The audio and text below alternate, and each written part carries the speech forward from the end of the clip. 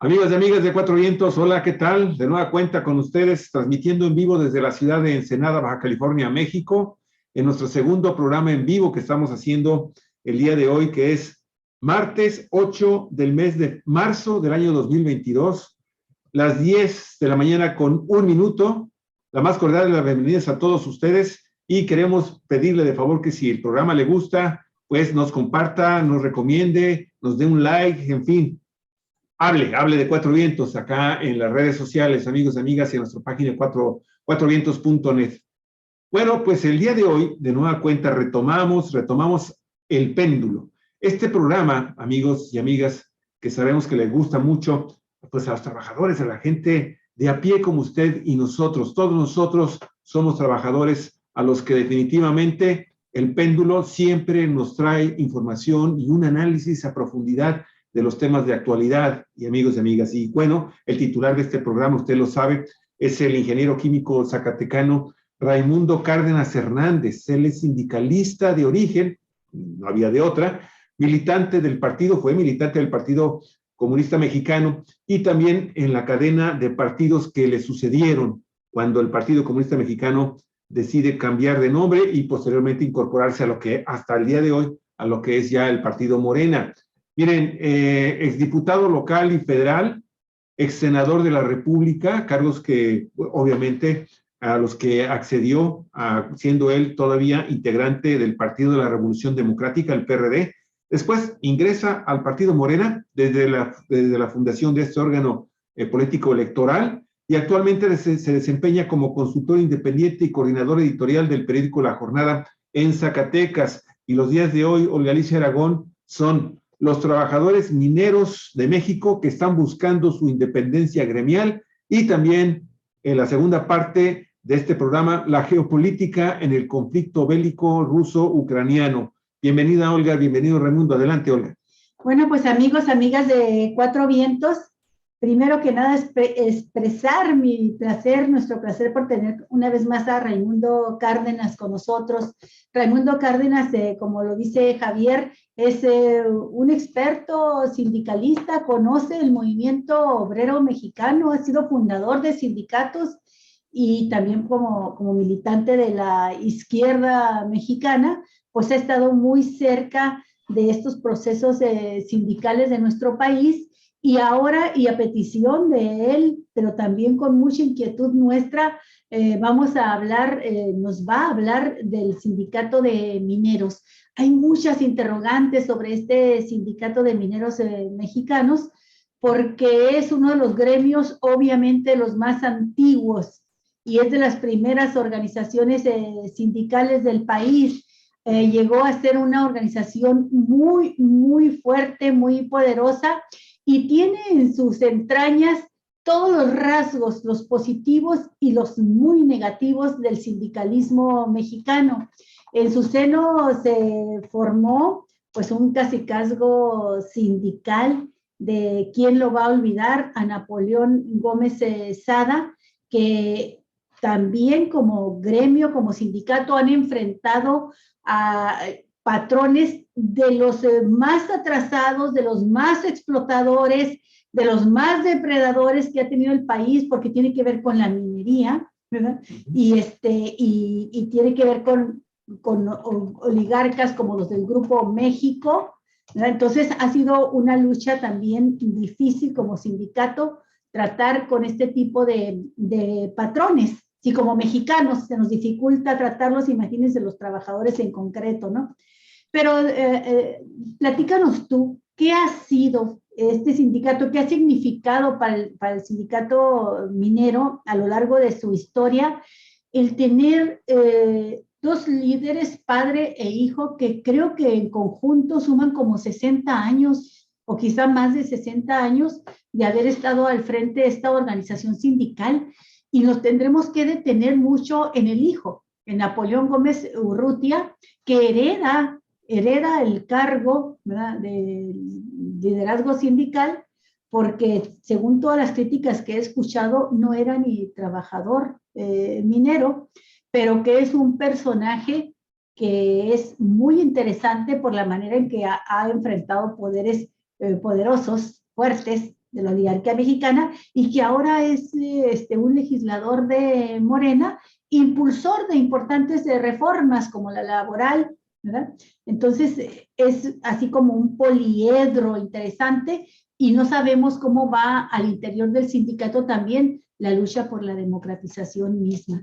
Yo lo dejo ahí con muchas interrogantes, dudas, de por medio también toda una cauda larguísima de denuncias contra Napoleón Gómez Urrutia, que lo hicieron irse del país, exiliarse unos años y seguir dando una batalla jurídica, acusado de haberse, dicen, le pongo las comillas o se las quito, tú me dices, haberse robado 55 millones de dólares que le pertenecían a los trabajadores y que los mineros de la sección 65, de mineros que están constituyendo una nueva corriente sindical democrática, así se autonombran, pues están exigiendo el pago de ese dinero.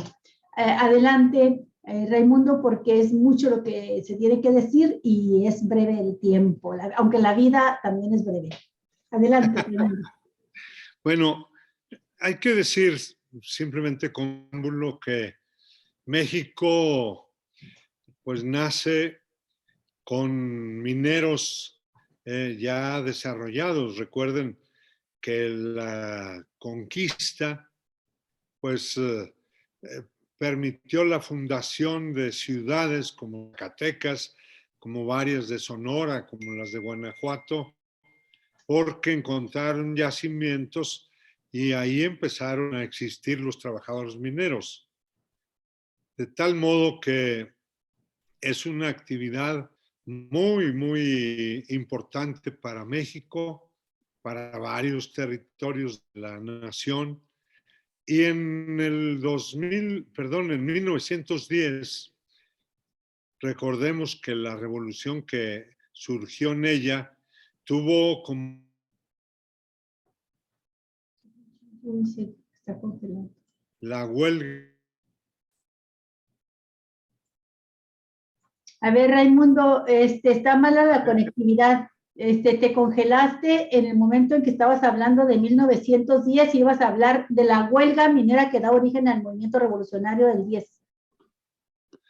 Sí, ya funcionó. Sí, adelante, por favor. Adelante. Funcionó. Bueno, decir que dos huelgas, la de Río Blanco y la de Canadá, fueron ya movimientos precursores del gran estallido que fue el movimiento de independencia de 1910. Esa huelga nos habla de que ya había trabajadores, había dirigentes destacados participando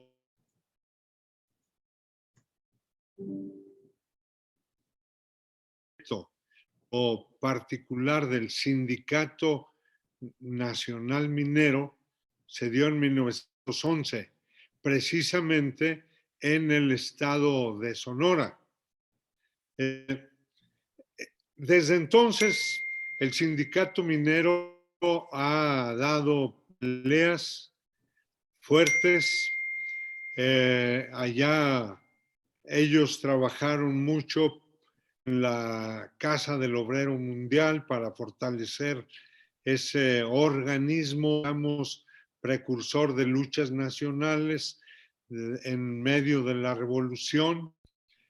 Y después de la revolución, cuando triunfó la revolución y empezó la estabilización, pues también se empezaron a dar huelgas, movimientos mineros muy importantes, de manera que cuando llegó el cardenismo, que se requirió la movilización de los trabajadores para apoyar la política de masas, ahí estaban el sindicato minero, junto con otros, el sindicato petrolero. Ahí nació el gran sindicato petrolero. Había pequeños sindicatos de empresa, pero en el periodo del general Cárdenas como presidente, allí creció muchísimo el movimiento obrero se generaron las grandes centrales obreras que potenciaron sus luchas,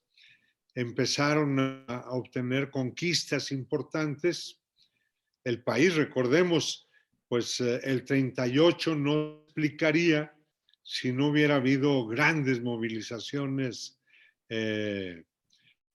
sindicales. La expropiación petrolera fue apoyada por esas organizaciones con una naciente.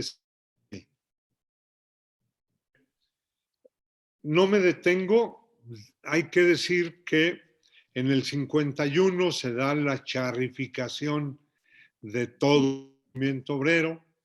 El presidente Miguel Alemán puede decirse que fue el presidente más antiobrero, cuando menos de la etapa priista o del nacionalismo revolucionario. Pero lo cierto es que el sindicato minero, ni siquiera en esos periodos de retrocesos, ahí esos sindicatos siguieron negociando de a de veras. Nunca el sindicato minero dejó con sus empresas mineras. Casi todo el resto de los sindicatos que fueron charrificados dejaron de luchar por sus demandas, porque el Estado mexicano se empezó a comportar como pues el gran dador de favores. El secretario del Trabajo era el que pactaba con las empresas las prestaciones, los aumentos salariales, las condiciones de trabajo, pero hay que decir que el sindicato minero nunca dejó de estar presionando a sus patrones. Aquí en Zacatecas hubo una empresa que se llamó Fresnillo Company, y en Fresnillo, que es hoy la joya de la corona de Peñoles. Y yo recuerdo mis primeros años de vida consciente, fines de los 50, 60, que allí llegaba a haber movimientos de 2, 3, 5 días para ir logrando mejores conquistas. Esto es lo que digo, es que el charrismo sindical entronizado tampoco impidió que los salarios de los trabajadores crecieran permanentemente desde el carlismo hasta fines del sexenio de Echeverría y principios de López Portillo. No por nada, Porfirio Muñoz Ledo, que fue secretario del Trabajo con López Portillo, creo, ¿sí? Todavía presume hoy que fue bajo su dirección que el movimiento obrero, y él reconoce que la Secretaría de Trabajo era la dirección real del movimiento obrero oficial.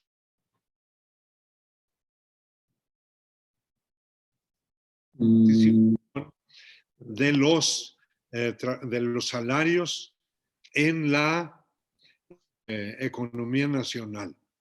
Sí. Repítenos, por favor, esta última frase cuando te quedas donde dices que Porfirio Muñoz Ledo presume que desde la Secretaría de Trabajo era así como el motor de la cabeza del movimiento obrero mexicano. Sí, y que pactó con los empresarios que aceptaran aumentos salariales importantes de manera... Madre mía. Obtuvo su mayor porcentaje de la riqueza nacional. El pastel del PIB nacional tuvo una tajada, la mayor de la historia de México en esa época. Después llegaron ya los neoliberales, el 82, y los salarios empezaron a disminuir. Y con ello también la presencia, aunque fuera simbólica, del charrismo. Recuerden que ya los gobiernos priistas incluso se dieron el lujo de dar varios charrazos de manera ejemplar. Por ejemplo, el charrazo en el sindicato de trabajadores de la educación contra Carlos Jonquitud, el charrazo en el 88, o principios del 89, por Carlos Salinas contra la Quina, Joaquín Hernández Galicia. Sí. Entonces, esos golpes fueron también de ablandamiento para el movimiento obrero, para ya de dar luchas, aunque fueran simbólicas. Allí empezó el debacle del movimiento sindical en México, sindicatos antiguos, sindicatos nuevos como los universitarios. Ahí se acabó todo movimiento porque, como ya hemos comentado, la hegemonía neoliberal en el mundo condujo a los gobiernos de todos los países agredieran a los trabajadores. Y aquí nos permitimos, creo, entender mejor el papel de Napoleón Gómez Urrutia, porque Napoleón empezó a acercarse al sindicato que dirigía su padre a fines del siglo XX. Él se fue a estudiar a Inglaterra. Yo no lo he escrito, tengo la convicción de que él aprendió algo de lo que es el estado de bienestar en Inglaterra y conoció el movimiento obrero de los mineros que se opusieron a la fundadora del neoliberalismo, pues a la señora Margaret Thatcher, la dama de hierro. La dama de hierro. Sí. ¿Y por qué le pusieron la dama de hierro? Pues por cómo trató a los mineros, que empezaron a vender las minas. Los mineros de allá protestaron de todas las formas posibles, incluida la huelga de hambre, y la señora dama de hierro no aflojó y se llevó entre las patas a, no recuerdo el número, pero fueron más de 20 mineros que fallecieron en las huelgas de hambre de ese movimiento histórico. Entonces, allí viene algo que explica mucho la convicción profunda que mueve al Napoleón Gómez Urrutia de hoy. Napoleón vino a México, él cuenta en sus libros que se acercó al papá, que estaba más bien como asesor económico, y que estaba ya muy grande, ya la edad le estaba edad muy ganando. avanzada ya. Sí, claro, y se tuvieron que plantear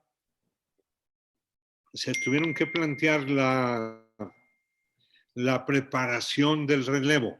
No me detengo allí, simplemente señalar que el papá pues, era un hombre profesional, no iban a cometer el error de meter a la dirigencia, ni siquiera al Comité Ejecutivo Nacional, a un personaje, por más que fuera el líder, el hijo del dirigente, sin que no fuera trabajador. Él ha explicado muchas veces, no lo voy a hacer ahorita, hay que buscar por ahí. El hecho es que Napoleón Gómez Urrutia es electo legalmente a principios del siglo XXI. 2001 me parece que es, ¿no? Claro, 2001. Y él empieza a luchar porque le den la toma de nota, no batalla mucho, pero en el 2002 Fox empieza a generar una ofensiva contra los sindicatos que todavía luchaban por mejorar las condiciones de trabajo. Y fue así que enfrentó a un grupito que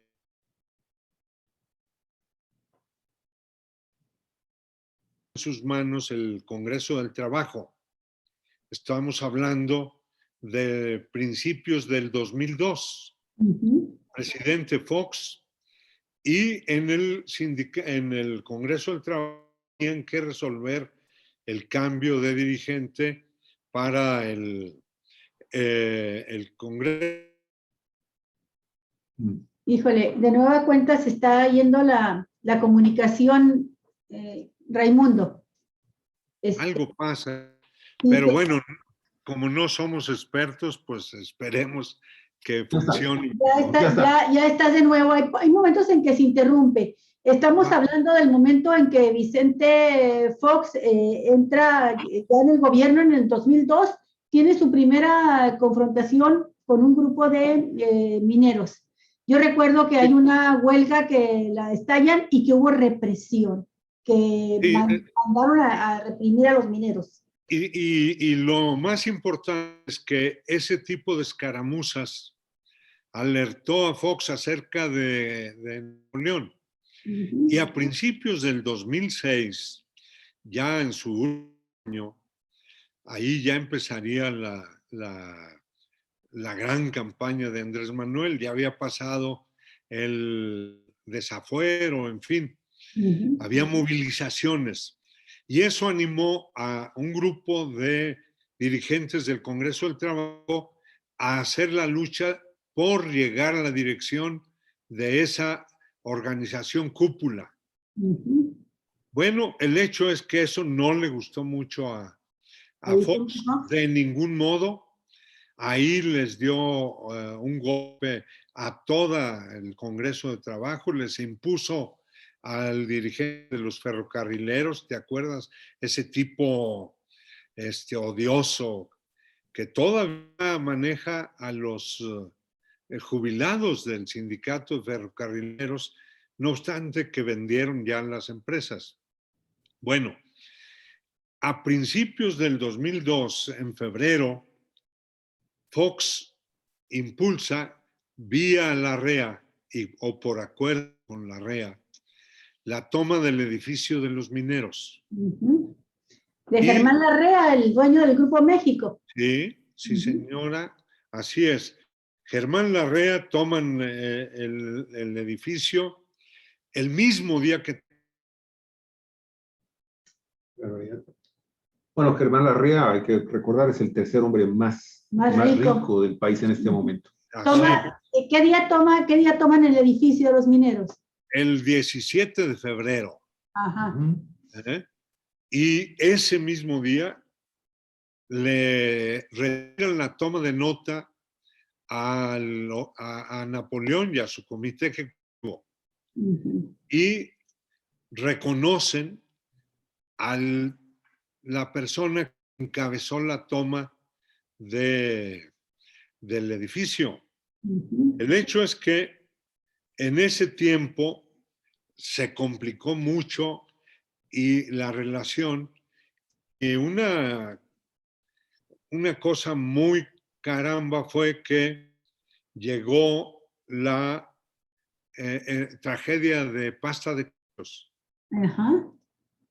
con lo cual se tensaron mal las relaciones porque esa mina era de Grupo México y Napoleón insistió desde ese momento en que había sido un crimen empresarial, ¿verdad? Ese tema aún más las cosas y unos días después dirigentes de varias secciones de la propia empresa de Grupo México interponen denuncias contra Napoleón por lo que señalabas que de oídas sabías que se había robado 55 millones de dólares. Lo cierto es que desde el 2005 el el sindicato recibió de la REA 55 millones de dólares porque lo obligaron a pagar las autoridades laborales de Perú y de acá de México y las autoridades internacionales, si la OIT o la Comisión Interamericana de Derechos Humanos. El hecho es que ese dinero lo debía REA al sindicato minero desde que Salinas le entregó Cananea a la REA.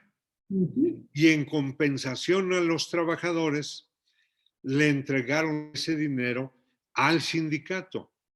Hubo un litigio de unos cuantos meses porque ya desde entonces un grupo de sindicalistas, o más bien de ex trabajadores, decían que ese dinero era de todos los trabajadores y que les correspondía su parte proporcional.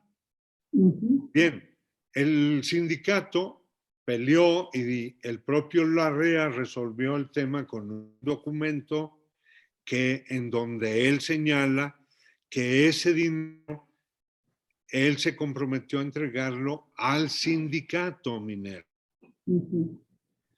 Bien, con ese dinero se empezaron, este dinero lo entregaron el 2005, en enero del 2005, y empezaron a implementar programas como Minero Seguro, Minero en Casa, Mineros.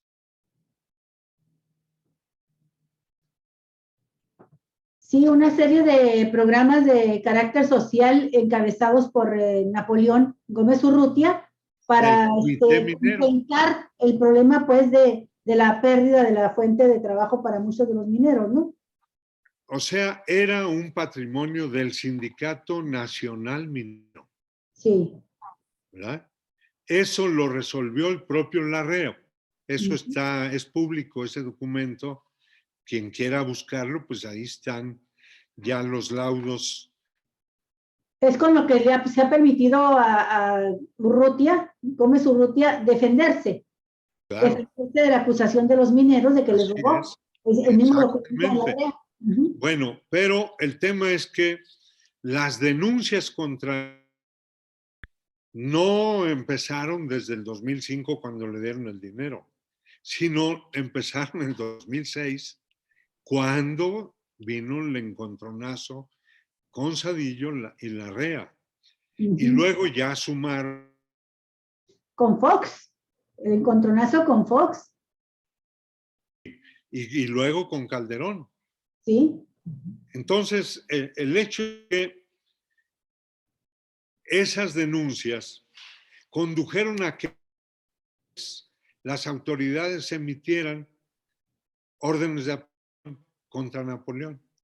Y por eso tuvo que irse de México a Canadá, porque de otro modo lo iban a prender acá, no iba a poder defenderse.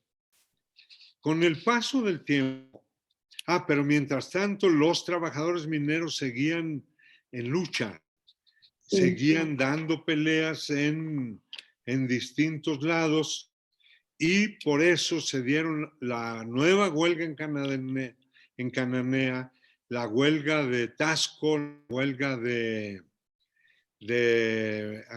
San Martín Sombrerete en Zacatecas, y esas luchas las estaba dirigiendo ya Napoleón desde Canadá. Bueno, yo recuerdo muy bien que en 2006, Raimundo, habíamos pasado ya por una de las guerras más sucias en una contienda electoral. No había una historia que yo recuerde de guerra sucia, mediática, sistemática, contra un candidato presidencial, López Obrador. Y cuando pensé que ya era lo peor que se podía hacer del linchamiento mediático contra un personaje, inició a través de la televisión, que tenía mucho poder todavía la televisión, mucho más que ahora, una guerra fuertísima contra Napoleón Gómez Urrutia. Lo ponían en spot, los spots son de 20 minutos, eran spots de hasta 2 minutos donde aparecía como un verdadero monstruo. Lo ponían respirando así como un monstruo ambicioso de poder. Y siempre me pregunté quién está pagando y permitiendo este tipo de propaganda, porque era, si cabe decirlo, aún peor el linchamiento mediático contra Gómez Ada Urrutia que el que había sufrido el propio López Obrador. Sí, así es. Pienso que incluso contra Napoleón ya dejaron de cometer errores que cometieron el 2005 y el 6 contra Andrés Manuel. Contra Andrés Manuel fue la campaña para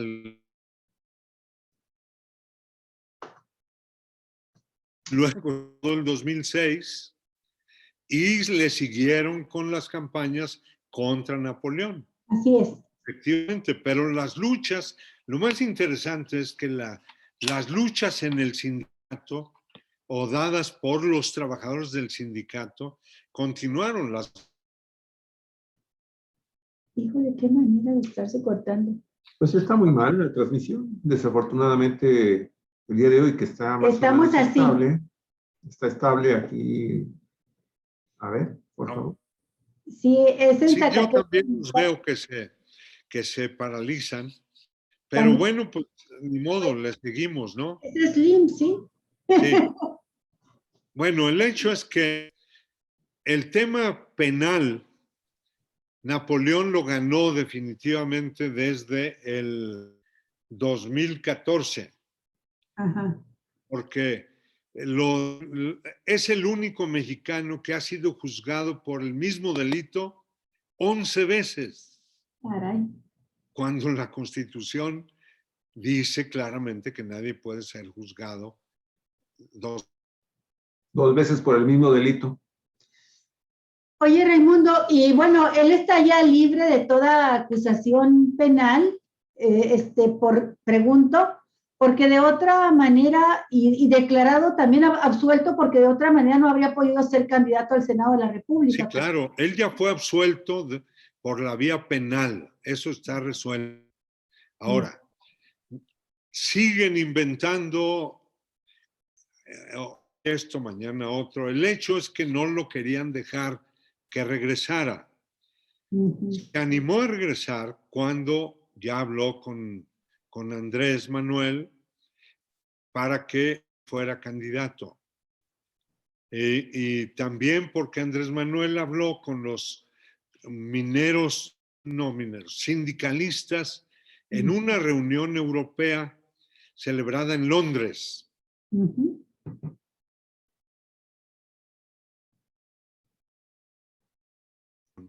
Le dijeron a Napoleón, digo a Andrés, que ellos habían enviado una empresa suiza a que hiciera una auditoría en el sindicato minero, porque ellos veían muy bien a Napoleón, veían sus luchas, pero no querían cometer error y mandaron a esa empresa.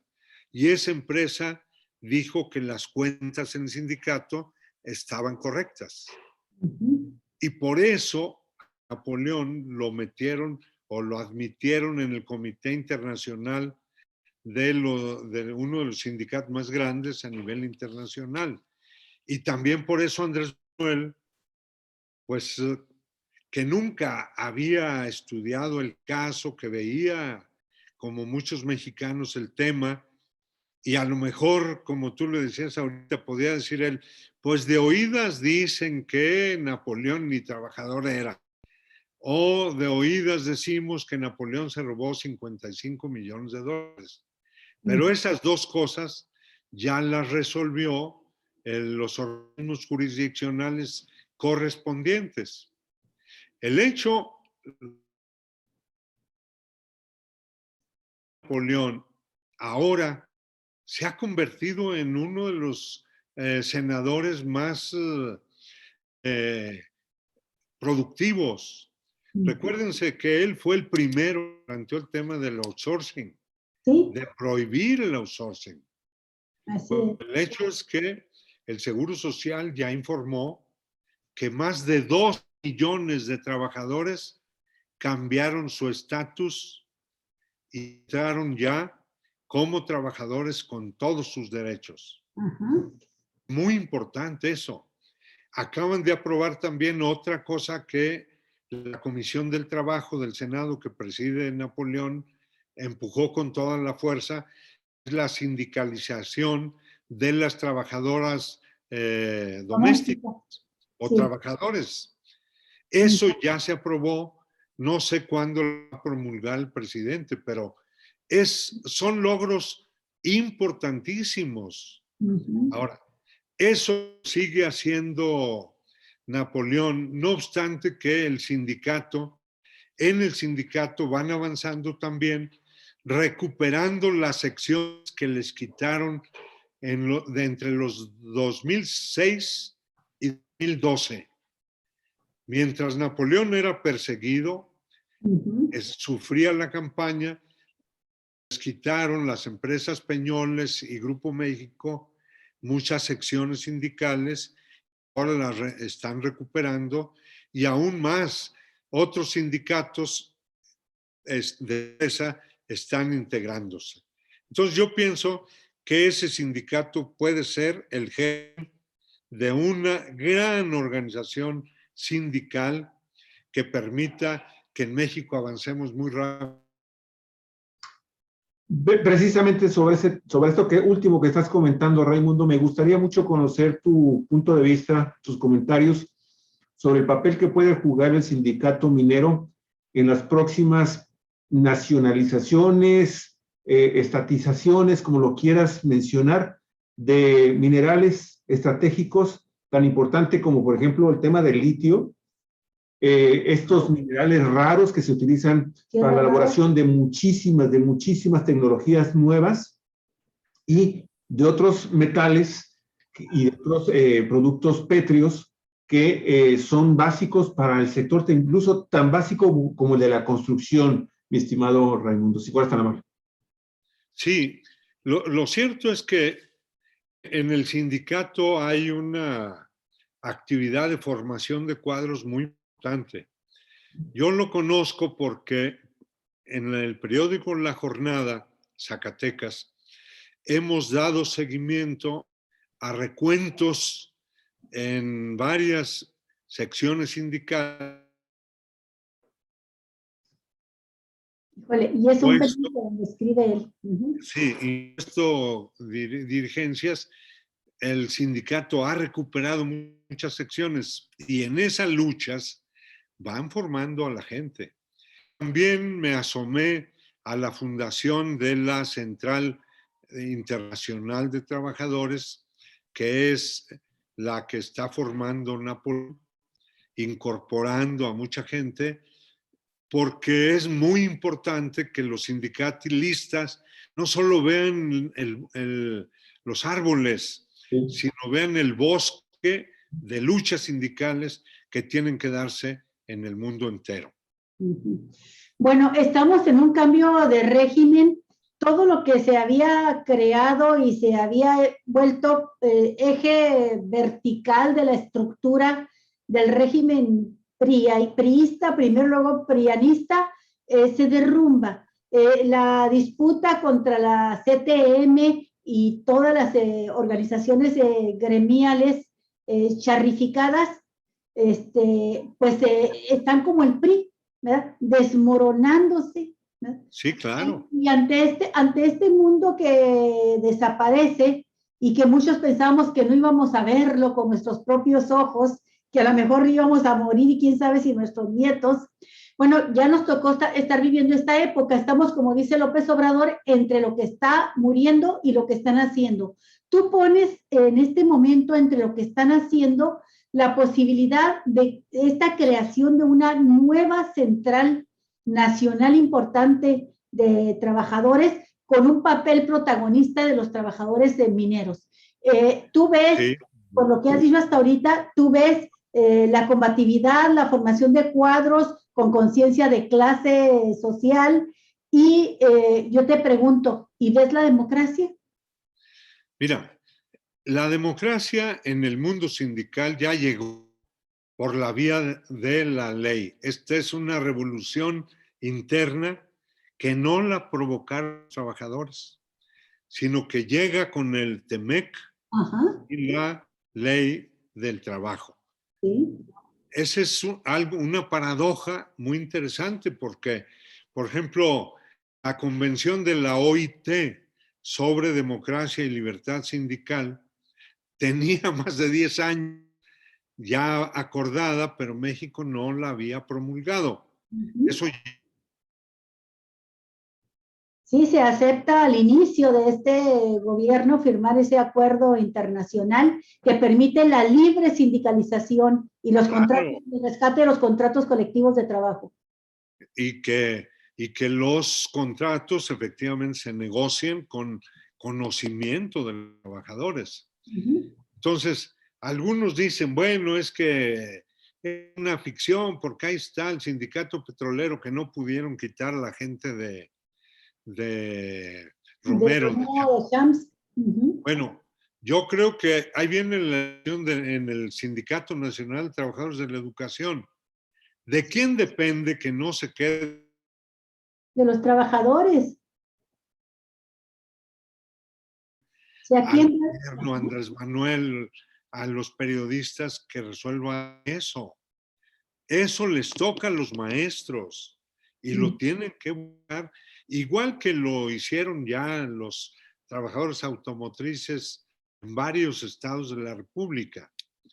Y yo creo que ahora también esos esquemas van a acelerarse porque creo yo que la relación de Estados Unidos con México, y aquí me salto al otro tema, la relación de Estados Unidos con México ahora tiene que ser más equilibrada porque ante los pleitos que traen con China y con Rusia, el continente americano y México se vuelve indispensable como socio confiable de Estados Unidos. Por eso yo creo que incluso ellos pueden ser que ya no les den apoyo a las empresas eléctricas que están dando la pelea aquí por defender sus privilegios, y a lo mejor les dicen, ya ese tema déjalo, deja que se convide el gobierno de López Obrador porque lo queremos como socio para el tema de toda América Latina y la incorporación en América. O sea, tú estás viendo en este conflicto ruso-ucraniano que es la lucha por una nueva hegemonía también, es la defensa de su territorio, es cierto, pero ante la mirada de Estados Unidos, tú lo que estás viendo es que el gran imperio estadounidense está viendo la amenaza fuerte del crecimiento de China y el fortalecimiento de Rusia, y que eso tendrá que llevar a una nueva forma de relacionarse de los estadounidenses con nuestro país. Y en ese sentido, pues ayer vimos ya la pregunta original que te hice, Raimundo, que creo que no fue contestada. A ver. Y la voy a ampliar. El tema del sector minero, el sindicato minero, ante esta perspectiva que presupone ir más allá incluso que el tema de la electricidad, que es la recuperación de la minería mexicana, ¿sí? A través de esta puerta que se abre con el tema del litio, y que no es nada más el litio. Yo mencionaba hace rato una serie de metales estratégicos que incluso algunos de ellos ni siquiera hemos hecho el intento por conocer si los tenemos en el país, o a lo mejor existe un estudio, pero no se ha divulgado en realidad cuál es la riqueza en el tema de estas tierras raras, incluso del mismo litio, porque no sabemos realmente si existen o no existen las cantidades suficientes como para poder en este momento desarrollar una explotación comercial de litios que sabemos que la inmensa mayoría del país en este momento están contenidos en yacimientos asociados con lodos, y es la tecnología para desarrollar y explotar comercialmente este tipo de litio todavía está en pañales. Pero esto también nos llevaría de alguna forma a ver el papel del mismo sindicato, que es muy monopólico, tú lo sabes, Raimundo, para impulsar incluso una ley que nos permita recuperar al sector minero que está prácticamente en manos de 3 grandes consorcios. Obviamente Germán Larrea es uno, Peñoles, de este recién empresario que acaba de fallecer, que es Talleres, y bueno, obviamente ahí siguen los hijos, y un grupo político empresarial muy importante. Y el tercero, Grupo Carso. Grupo Carso, no hay que olvidarnos de Grupo Carso, porque tiene también un sector minero muy importante, ¿sí? Y estos 3 grandes monopolios, estos 3 grandes oligopolios a nivel nacionales, se complementan con el sector de la industria canadiense, fundamentalmente, y estadounidense, en la vida minera del país, que tú sabes, ha concesionado hectáreas, millones de hectáreas de esta República Mexicana, que nos hace pensar en que ahora que se está revisando el tema del litio, como se ha sentado específicamente en este mineral, de la renovación, del rescate de la industria minera nacional. Y por eso te preguntaba yo hace rato el papel que crees tú que pueda jugar Napoleón, el sindicato, ¿sí? En esta transformación que requiere forzosamente nuestro país para recuperar parte de su soberanía nacional, parte de su patrimonio en recursos naturales. Sí, una intervención de Napoleón ahora en estos foros sobre la reforma eléctrica tocó el tema. Y yo no dudo de que ellos van a jugar un papel fundamental hasta para la construcción de la industria del litio en México, con una empresa pública nacional. Sí. Eso va a ser, creo que eso descontado, que eso va a ocurrir, porque Napoleón sí tiene las relaciones internacionales para que vengan expertos, para que encuentre socios, por ejemplo, para la planeación de esa empresa. Ahora, también creo que, miren, la visita de esa delegación del gobierno de Biden ayer a Venezuela, ¿qué les dice? Pues es el péndulo que está yendo al otro lado. Esa es la verdad. Da la impresión que Estados Unidos vio que esa globalización neoliberal en las que él impuso las reglas, libre comercio, bajos salarios, etcétera, etcétera, para los trabajadores, o sea, concentración de la riqueza, adiós la soberanía, todo eso, creo que Estados Unidos lo que está viendo es que China le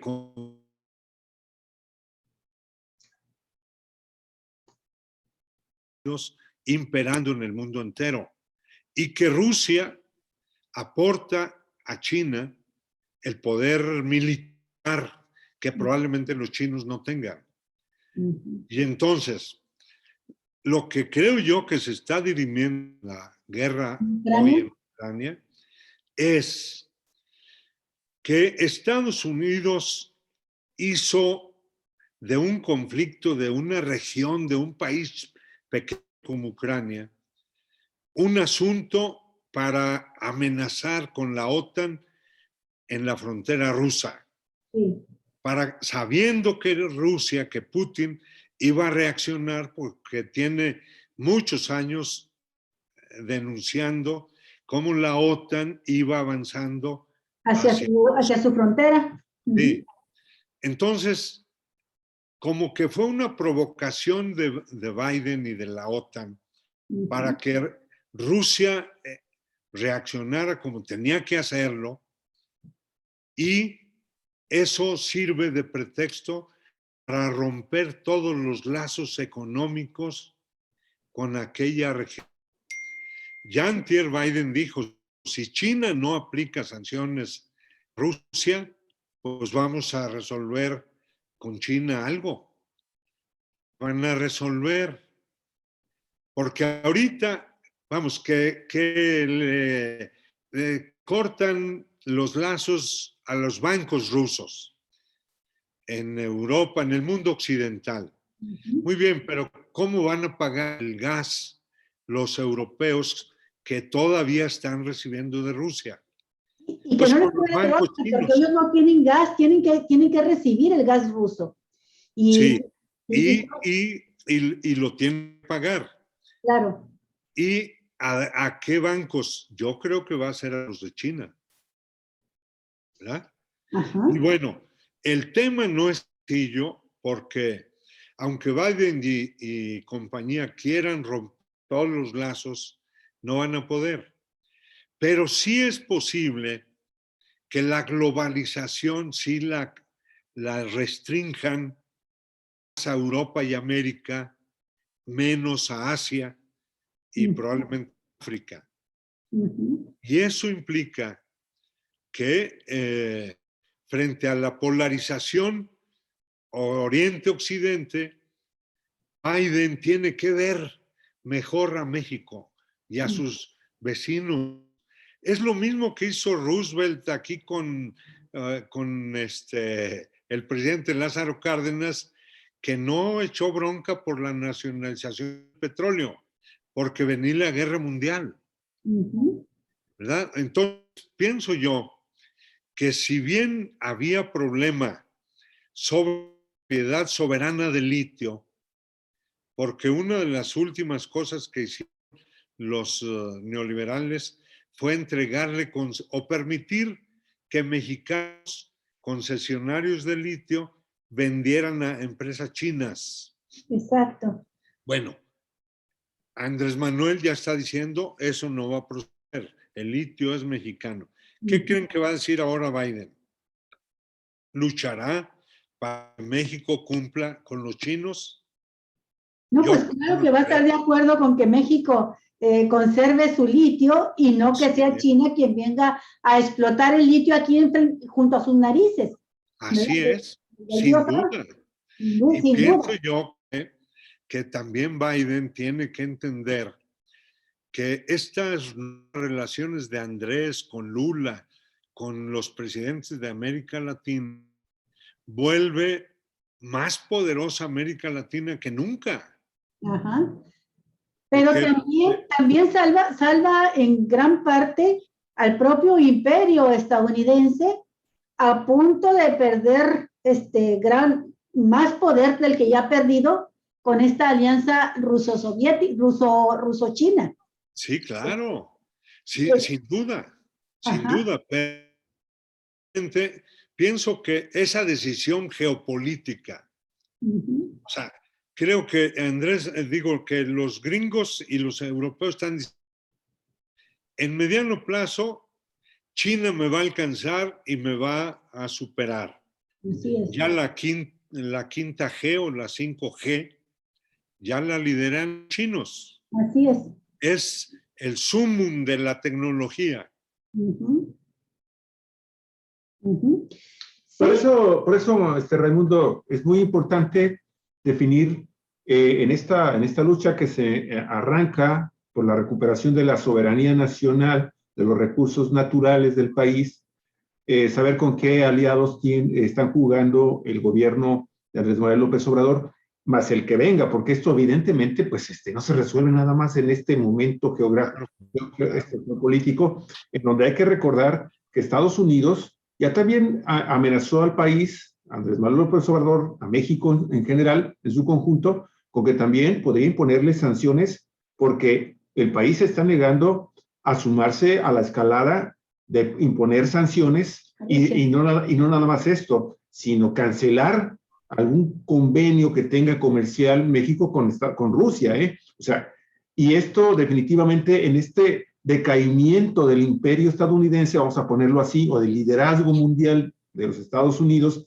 ante estos dos colosos que se levantan conjuntamente, habrá que ver en México, porque México va a sufrir consecuencias inmediatas también en la medida en que el coloso vaya cayendo, porque va a estar dando coletazos como ya lo está demostrando, y la economía del país, tú lo sabes, y la política del país, desafortunadamente, la cultura mexicana depende todavía mucho del vecino del norte. Entonces, tú mencionabas, Napoleón ya utilizó la tribuna, está como aliado en el tema de la minería. Yo quisiera que fuera no nada más el tema del litio, la minería en su conjunto, la recuperación de la industria minera en su conjunto. ¿Sabes algo al respecto, Raimundo?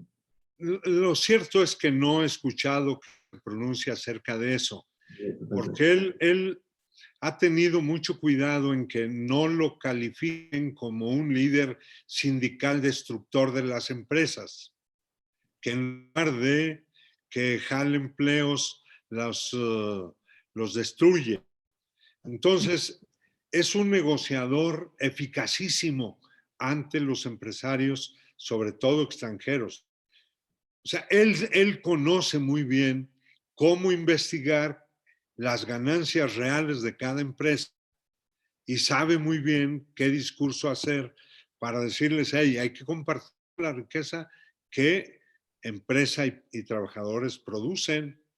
Sí, pero además también está en una línea que estableció el presidente López Obrador. López Obrador dijo, no vamos a cancelar contratos. ¿Verdad? Sí, claro.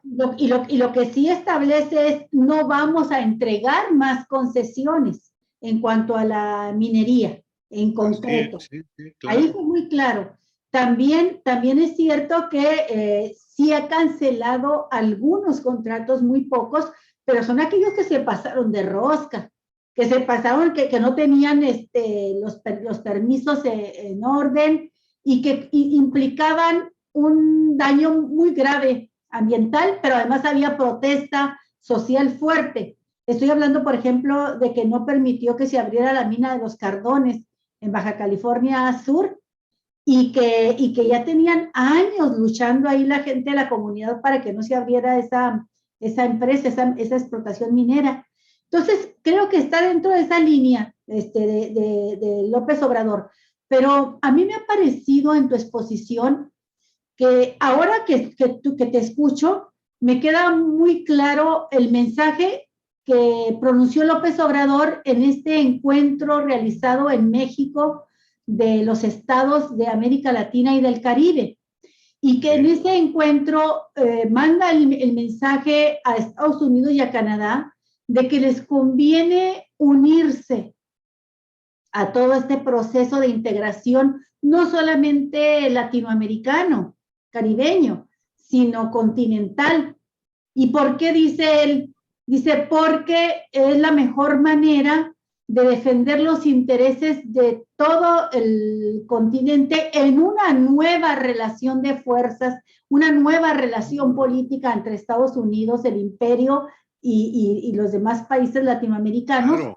Claro. Porque, y aquí voy, creo que López Obrador ha mandado varias veces el mensaje de que un avance poderoso de China, Rusia, pueden constituir una nueva hegemonía que la manera en que se dirimen ese nuevo reparto y correlación de fuerzas del poder pondría en riesgo a la propia Latinoamérica de una conflagración, de una guerra. Dice, la manera de evitar las guerras es fortalecerse regionalmente. Y que haya equilibrios y que haya contrapesos. Así es. Por otro lado, tampoco rompe sus relaciones con China ni con Rusia. Si es una manera de decir, vamos a integrarnos regionalmente, pero no aceptamos que se nos imponga la decisión de sancionar a Rusia o de limitar nuestros acuerdos comerciales con China. Ahora, yo lo que pienso es, y hasta como conclusión, yo creo que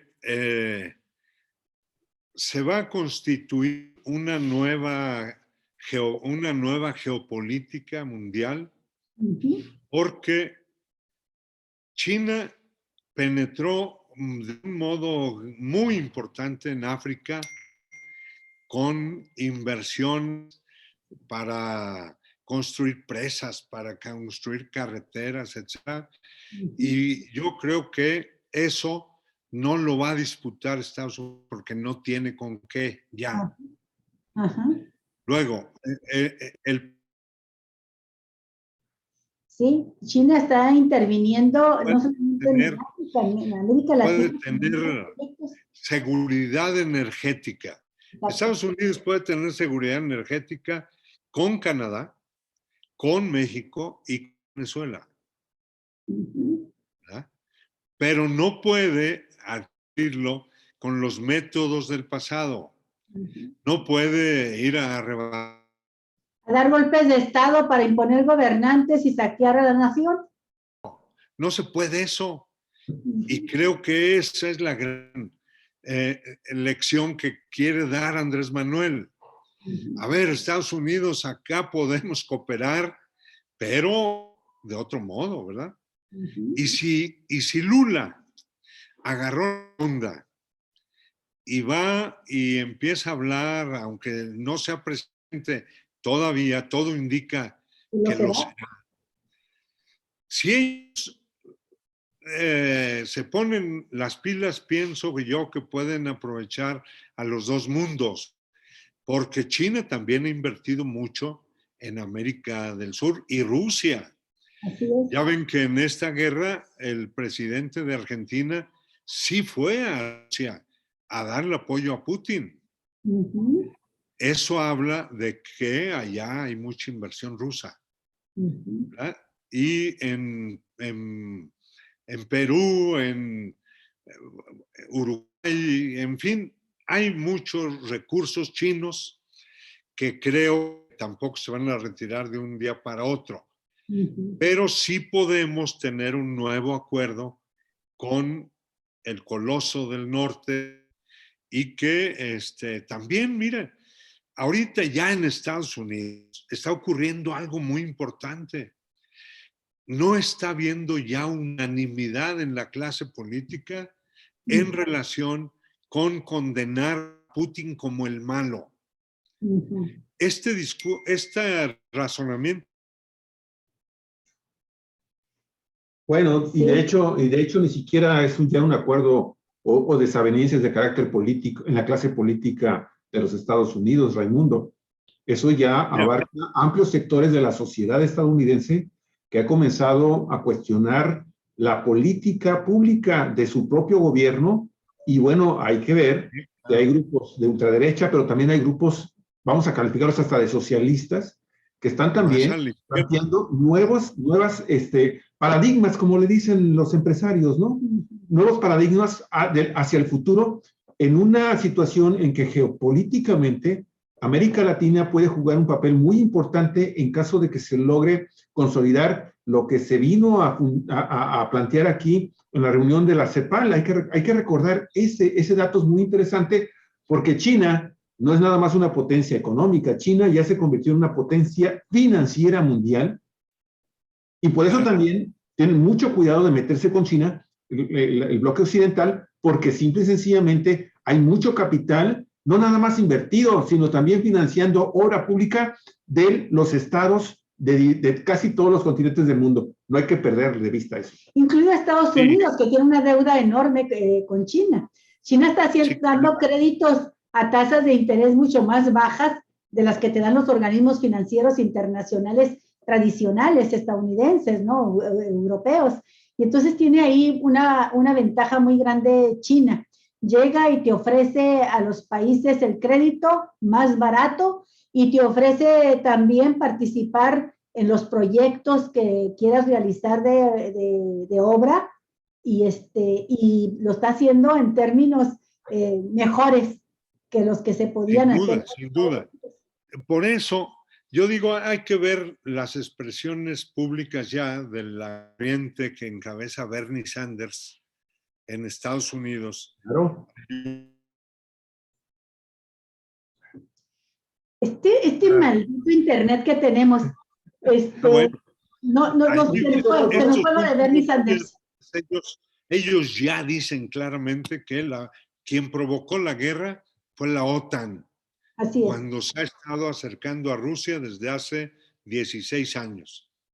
Es muy importante que eso ocurra en Estados Unidos, con una fracción parlamentaria que ya está diciendo eso. Que está creciendo. Eso nos indica que cómo va el Sí, todavía en la guerra contra Irán cerraron filas todos, políticos, medios de comunicación y ciudadanos, defendiendo que era una guerra, que era patriota, ¿verdad? Unirse con Bush en esa guerra. Pero también la sociedad estadounidense se debe haber sentido muy mal cuando quedó más que claro de que los llevaron a una guerra con la mentira de las famosas armas de destrucción masiva, ¿no? Claro. Y ahora ya se está filtrando por todos los lados la verdadera razón de ese conflicto. Así es. Oye, Raimundo, pues creo que esto podemos cerrarlo de la siguiente manera.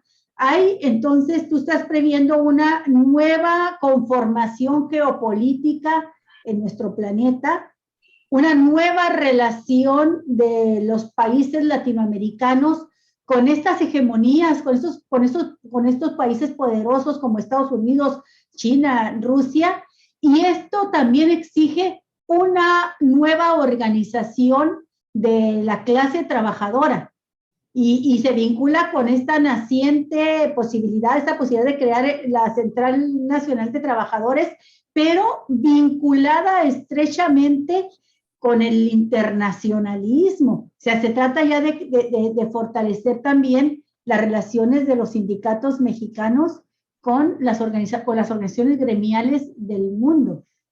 Así es. Sí, pues de ese tamaño es lo que espero que alcancemos a ver con estos ojitos chinitos. Sí, lo vamos a ver, sí, lo vamos a ver. Las cosas van más rápidas. ¿Quién hubiera pensado que los gringos iban a ir a buscar a los venezolanos ahora? Que se les haya olvidado que Guaidó está en Venezuela, pero fueron a ver a Maduro. ¿Verdad? Sí, pues después de que Maduro gane las elecciones con un 90%, ¿no es?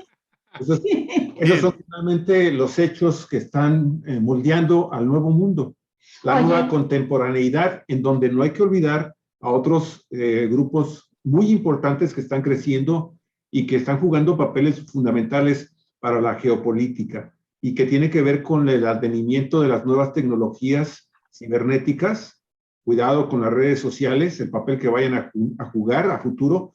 Por eso siento yo que también los gobiernos tienen que comenzar no a reglamentar, sino a buscar alternativas que nos permitan generar redes sociales más comprometidas con las causas, vamos a ponerlas así, más humanistas, más justas. Y en ese sentido también van a jugar un papel, y están jugando un papel muy importante desde hace 10 años, las organizaciones sociales, que bien intencionadas, que están trabajando temas como los derechos humanos, el respeto a los derechos humanos, el medio ambiente, el ambientalismo bien desarrollado, bien protector de los recursos naturales de este país de este mundo, que son limitados, Raimundo. ¿Alguna conclusión? Muy bien. Antes de la conclusión, nada más permíteme, por todo lo que expusiste y que tu voz sea de profeta, entonces yo quiero concluir que no es tan difícil que se logre la reforma eléctrica. Sí. Ahora las condiciones están mejor. Vamos a decir, si Estados Unidos de algún modo estaba apoyando a las empresas extranjeras en México, creo que ya no lo va a hacer. Que antes, al contrario, van a decirles, hey, ya no podemos estar estirando la cuerda, porque imagínate que en México de repente no se vota a favor de la reforma eléctrica y Andrés expropia toda la industria. No se descarta. Sí, claro. Sí, pues si la expropiación petrolera empezó con la defensa de los derechos laborales de los trabajadores y terminó con la expropiación de toda la industria, ¿por qué no? De hecho, esta reforma constitucional de la electricidad y el titanio empezó por el rechazo de una ley secundaria. Sí. La oposición se aprueba, pero la impugnan en la Suprema Corte, y López Obrador advierte, bueno, pues si no se aprueba la ley, nos vamos a la reforma constitucional. Y entonces, si no se aprueba la reforma constitucional, pues se radicalizan. Pues sí, eso está claro. Y si no, que le pregunten a Fidel Castro en Cuba. ¿Perdón? Sino que le pregunten a Fidel Castro en Cuba. Sí, Es que de cosas que uno no cree que estén conectadas pueden resultar hechos muy importantes. Yo creo que el Ken Salazar, el embajador, esté haciendo... Ya ven que los gringos van muy seguido allá y allá hay gente, ex embajadores de México, como Sarucán en Estados Unidos, que hoy se ve claro para quién trabaja, que no trabaja para México, aunque fue su embajador, ¿verdad? Así es. Bueno, amigos, amigas. Muchísimas gracias, Raimundo. Espero Muy que amable. dentro de 15 días tengamos mejor conectividad. Hoy nos estuvo fallando más que de costumbre. Así es. Slim. Y eso que Slim vino a Tijuana a echar a andar la 5G, la banda 5G, ¿eh? Cuidado, ¿eh? ¿Qué tal si hubiéramos tenido la Esperemos que se estabilice. Gracias, Raimundo. Un abrazote, Raimundo. Con esto terminamos, amigos y amigas, nuestras transmisiones el día de hoy. Mañana, sin duda, vamos a tener también un par de programas, se los vamos a recomendar muchísimo. Sintonícenos, si el programa le gustó, compártanlo, denos un like y pues adelante, amigos y amigas. Sus críticas van a ser muy bienvenidas a nuestras transmisiones y a nuestro trabajo aquí en Cuatro Vientos. Así es, hasta pronto, que tengan muy bonito día, amigos. Buen provecho. Cuatro Vientos. Hasta luego.